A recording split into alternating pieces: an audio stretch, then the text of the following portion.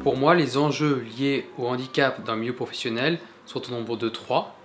D'une, la représentativité des personnes handicapées dans le monde professionnel, c'est important.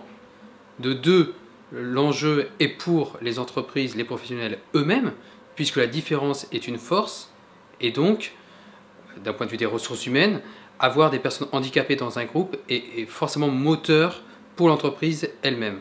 Et de 3, bien entendu, pour les personnes handicapées elles-mêmes, puisque être actif d'un point de vue professionnel, c'est s'accomplir, se forger.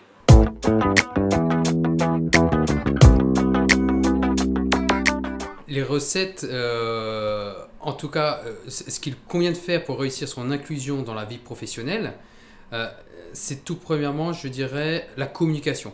L'échange avec ses collègues, ses responsables au niveau professionnel sur le handicap, le fait que le sujet ne soit surtout pas tabou et également que la personne handicapée, la personne en situation de handicap soit dans l'optique de faire les choses autrement et ne pas se buter à dire je dois faire comme mes collègues de la même façon et je dois y arriver.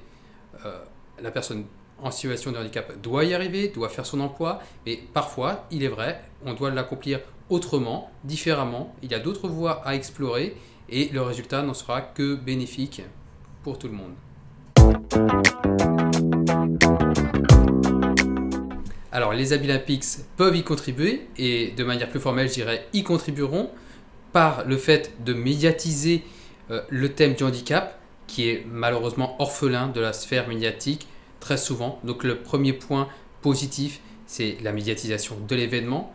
Et le deuxième point, c'est que le message rendu soit un message positif, non pas une contrainte d'embaucher des personnes handicapées, mais c'est bien un élément positif pour la personne en situation de handicap elle-même, mais également pour tout le groupe, pour toute l'entreprise et plus loin, bien entendu, pour toute la société.